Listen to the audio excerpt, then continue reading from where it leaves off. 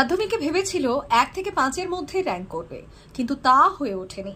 সেই কষ্ট দাঁতে চেপে লড়াই করে উচ্চ মাধ্যমিক পরীক্ষায় প্রতিশোধ নিল মেদিনীপুর রামকৃষ্ণ মিশনের ছাত্র বীরেশ ঘোষ।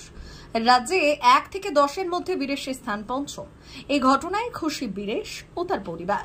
এদিন ফলাফল ঘোষণা হতে খুশির হাওয়া পালবাড়ি এলাকায় ঘোষ পরিবারে এবং স্কুলে।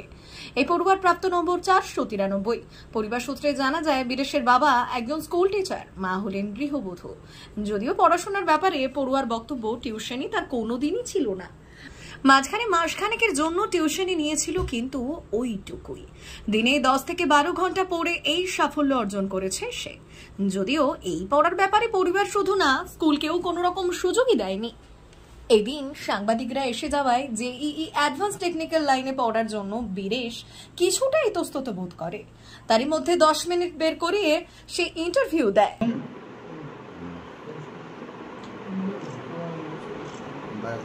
জলটা দাও তো, জল।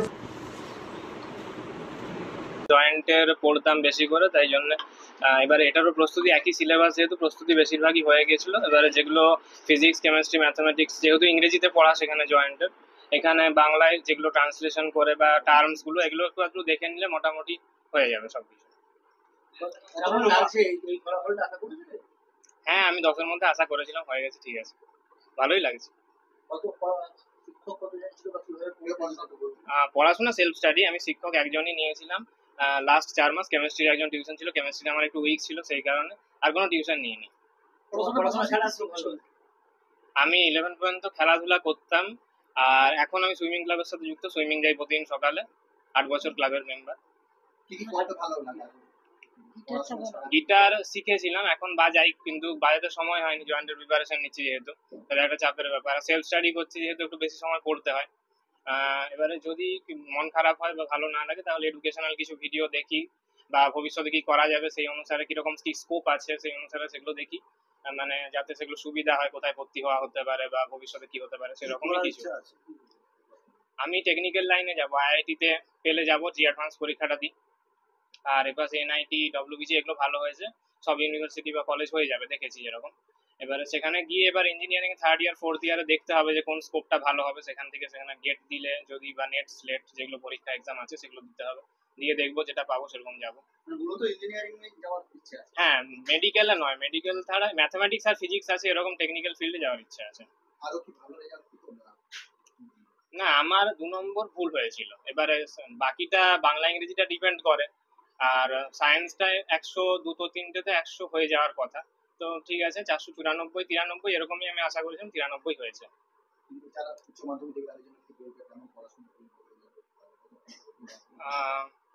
কতক্ষণ পড়লে বলতে, যদি সেলফ স্টাডি করে তাকে 10-12 ঘন্টা পড়তেই হবে, একটু বেশি। ভালো লাগছে, তবে আমার মাধ্যমিকে ও 10ম স্থান অধিকার করেছিল, ওই রেজাল্টটাই আমি খুব খুশি থাকিনি, কারণ ও সেই তুলনায় ভালো স্টুডেন্ট অনেক, কিন্তু এখানে ও যে রেজাল্টটা করেছে সেটা আমি খুব খুশি হয়েছি। ও যেমনটা বলেছিল তার চেয়ে 2 নম্বর কম পেয়েছে। হ্যাঁ, সে তো করতেই হবে, ছেলের পাশে না দাঁড়ালে কি করা হবে? ছেলে যেখানে পড়বে সেইভাবে সাহায্য করবো, ওর যেটা ইচ্ছা ও সেটাই করবে। পূর্ব মেদিনীপুরে এগরার ওখানে একটি হাই স্কুলের শিক্ষক, ছেলে নিজেই পড়াশোনা করেছে, ওর মা ওকে যথেষ্ট গাইড করেছে, তবে টিউশন থেকে দূরেই আছে। কখনো কেমন যদি প্রয়োজন হয়েছে তাহলে 1-2 মাস পড়েছে, বাদ বাকি ওর নিজের সাফল্য নিজেই সবকিছু তৈরি করেছে। কেমন লাগছে আমরা? হ্যাঁ, ভালো লাগছে। তো 10ম হয়েছিল মাধ্যমিকে, সেক্ষেত্রে ও খুব মনে কষ্ট পেয়েছে, তাই এবার এগিয়ে এসেছে, ভালো লাগছে। হ্যাঁ, টেকনিক্যাল এ পর্যন্ত শুধু জি অ্যাডভান্সটা বাকি আছে, বাদ বাকিগুলোতে ভালোই ফল করেছে। এবার ওর ইচ্ছা অনুসারে যেখানে চাইবে সেখানে ভর্তি হবে। D news, Medinipur.